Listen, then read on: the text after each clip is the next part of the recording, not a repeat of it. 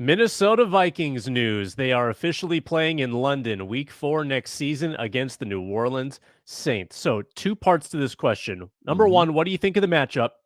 Number two, what do you think about having a week 5 bye? Because usually you get a bye after the London game.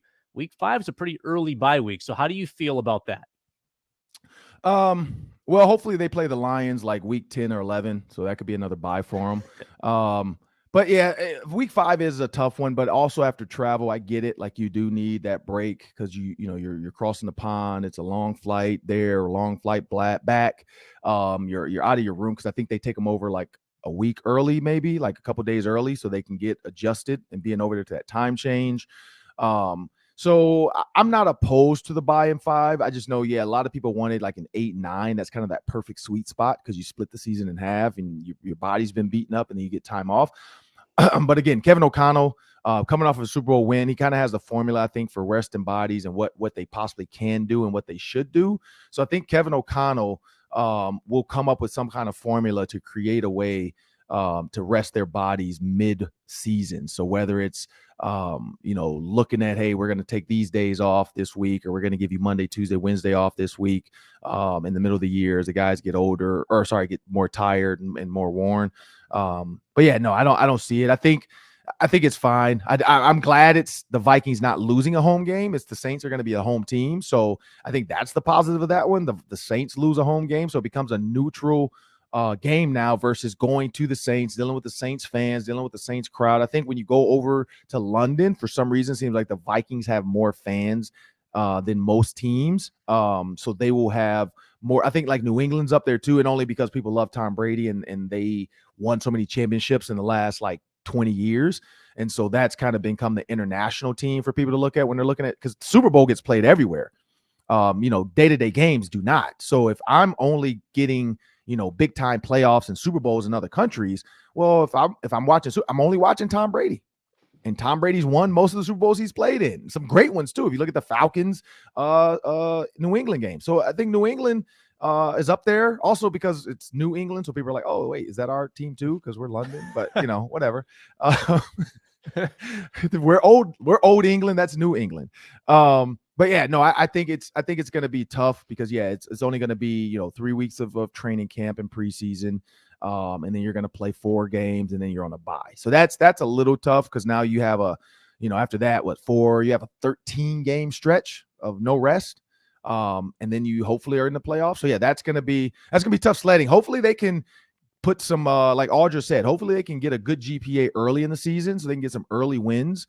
So that as they start to get tired down the stretch, they've already built up a cushion, so that every game, like from week 12 on, or week 13 on, 13, 14, 15, 16, from that point on, hopefully every single game isn't detrimental to them making the playoffs. Hopefully it's like, all right, we just got to win, 2 out of the next 5 and we're in, something like that, where they've already kind of accumulated maybe 8 wins or 9 wins by week 13. Because if they're 9-4 by week 13, I think that's huge. But again, you still can't falter, because if you lose all of them, you're back to 9-8. But I think 9-4 by week 13, if that's a good gauge. I haven't looked at this. Like I said, I'm starting to get schedule leaks here and there. I'm starting to get some info. Mm-hmm. So once I get that, I think I have a better idea. But no, I don't like the bye week in 5. But who knows? Who knows what the NFL will do? Yeah, it is a pretty favorable schedule, though. 9 home games for the Vikings this year, only 7 true road games, and then the neutral games. So it's a pretty good outlook. We'll get that schedule sometime next week. And if the Lions suck, that's a home game because their fans will not show up. So kind of true, except the Vikings lost there last year. True. Which was not great. Urban Meyer, the fired Jaguars coach, reports are he could be back at Fox doing studio analysis for college football next year. Amidst all the drama around Meyer, do people still want to hear what he has to say? Man, there's so much going on in this world. I think Urban Meyer, he rode the wave of shut the heck up and let the world do what it does, and that's give me some more hot headlines. You got people out here casting out demons of abusers at rallies. Like if a woman accuses a guy of whatever he did, you can't cast it out with Jesus. Like, you can't say that woman's just lying and Jesus will fix this. Like, what is going on with people?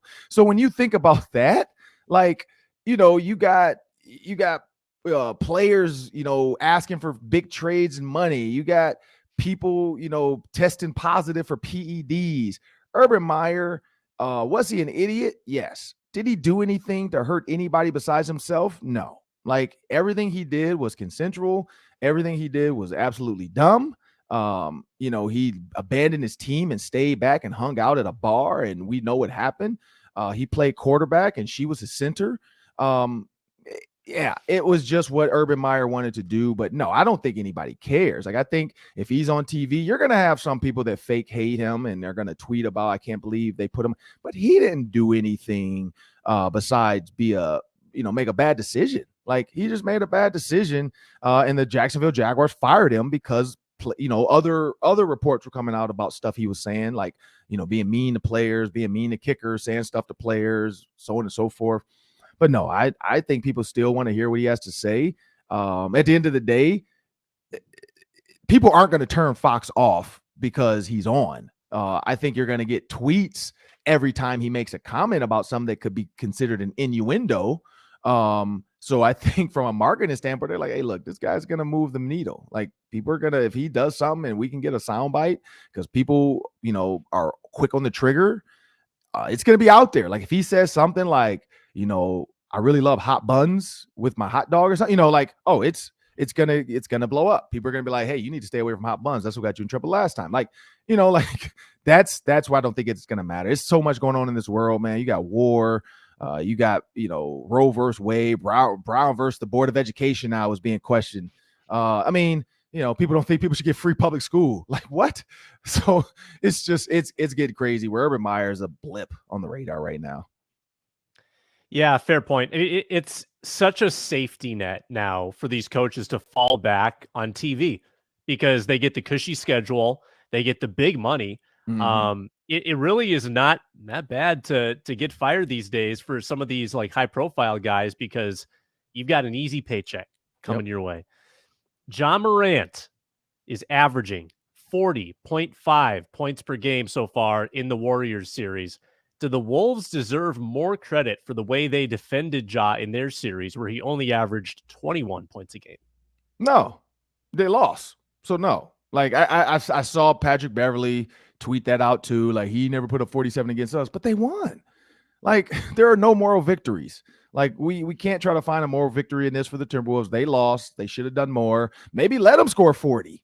Because then the rest of the team can't help when he's out. Like, that's what I think we're noticing is, like, now he cannot go out with the clip he's playing at because they are now reliant on him. They now need him to do what he's doing. I think the biggest difference, though, is the Warriors are defending other guys. Like, they're probably saying, you know what, let's let him, because eventually if Ja is scoring 40, but he's in foul trouble, now you have to get a guy cold to come in and try to do what he can do. Dylan Brooks, who knows if he's going to be available for the next game after what he did.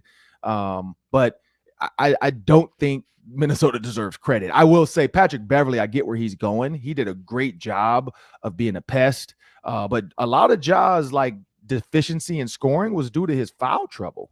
He was not in every single game, the entire game. Where the Warriors aren't attacking him or the rim the way Anthony Edwards does. And I think that's the big difference is the guys he's guarding are at the top of the key shooting threes. And so it's a little bit different game. It's played at a different pace. Both teams are making smart decisions. With the ball in the chaoticness of the game. Like, when it's chaotic, it's not a bunch of like miss, run down, miss.